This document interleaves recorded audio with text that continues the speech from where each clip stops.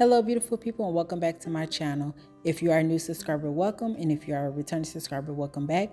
Everything that I use in this video will be listed down below, so feel free to check that out. I'm going in with this UCANBE Twilight and Dusk palette, and I'm going in with Saffron, and I'm using this as a transition color, and I'm just lightly blending out this shade so when I go in with my other color, everything will blend together.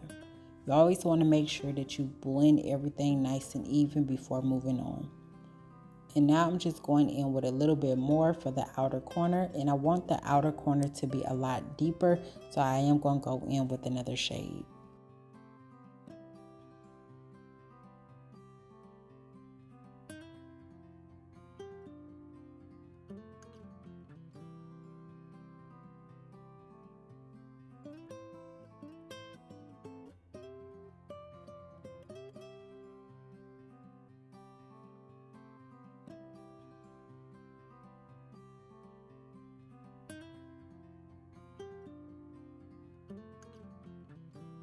I'm also going to use this UCANBE palette. This one is Aromas, and I'm going in with that Sandalwood shade.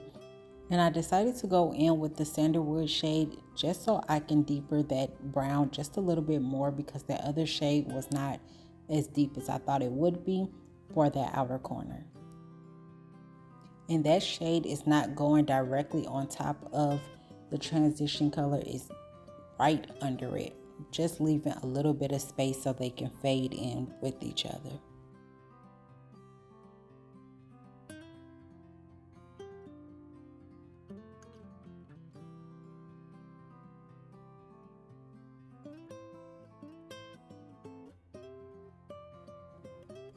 And I went in with the Twilight and Dusk palette to grab Cashmere. This is like a brownish black shade, and I'm literally just adding that exactly where I would pretty much add my eyeliner, and I'm just fading that into that brown just to give it a more shadowy look.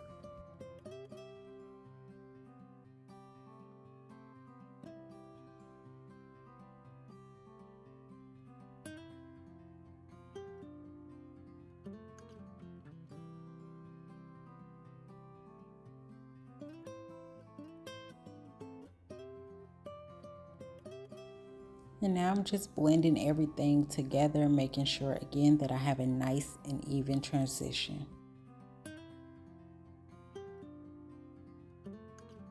When doing your makeup, you want to take your time, don't rush it, because you want to make sure everything is nice and even and nice and blended, especially when it comes to the eyes. I don't like to rush, because whenever you start rushing, I feel like that's when everything becomes patchy. Now I'm going in and doing the guide method of a cut crease, and that is just simply applying some concealer as close to your lash line as you possibly can get it and looking up, and it will leave like a little stamp of concealer at the top, and then you'll just basically fill in the blanks. I like to do it this way just in case you apply your eyeshadow a little lower, and if you happen to look up, you don't want your eyeshadow to go over wherever you stopped at. That's why I like to use the guide method, because it will get you in the right spot each and every time.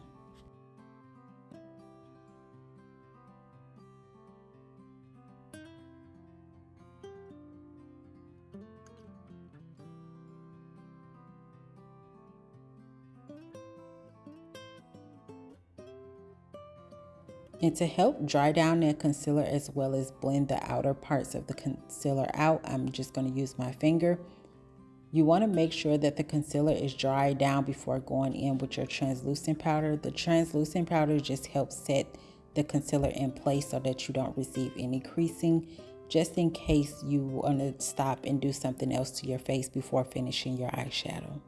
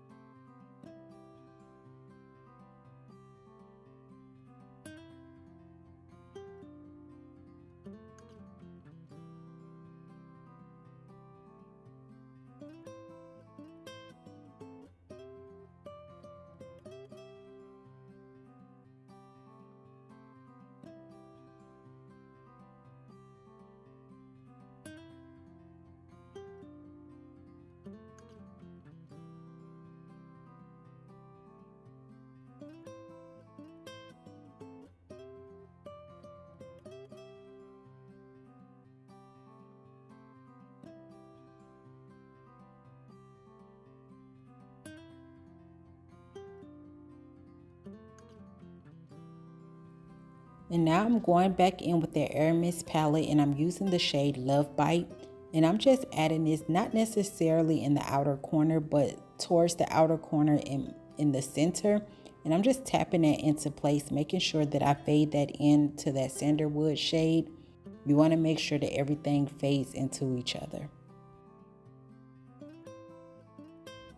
I also dipped back into that blackish brown shade just a little bit and added a little more to the outer corner.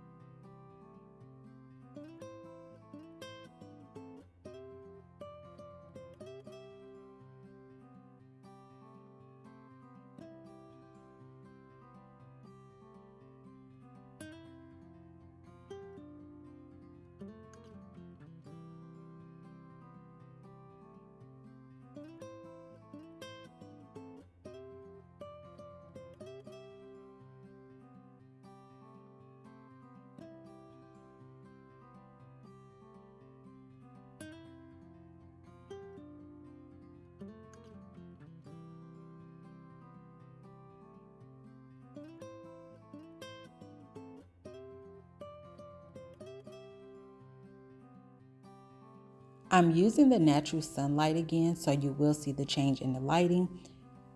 I'm going back in with that Twilight and Dusk palette, and I'm using the shade Twilight, and you will see me go back and forth between both palettes, between Love Bite and Twilight, just to make sure that both of those colors blend into each other. The whole point of me doing this is so that you can't tell when one shade begins and when the other one ends. You kind of want everything to be nice and smooth. I know I keep repeating the same thing, but I can't stress that enough. You want to make sure everything is nicely blended. Blending, I promise you, is your best friend. You can't go wrong if you blend everything properly.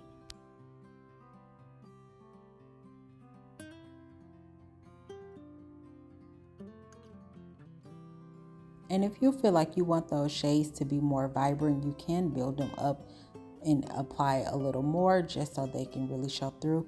And I promise you, in person, these show through just fine. You don't really need that much, especially if the shadows that you're using are very pigmented.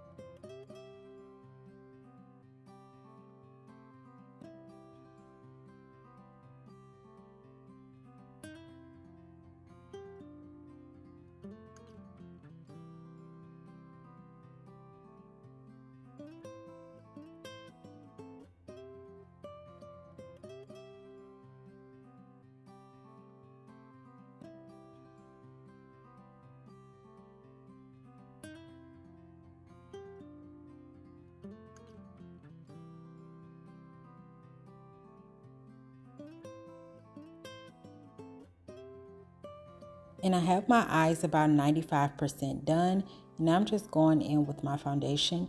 I already prepped my skin before doing my eyes, and I did that off camera so that the video don't be too long. I'm just applying a little bit of the foundation on certain spots of my face.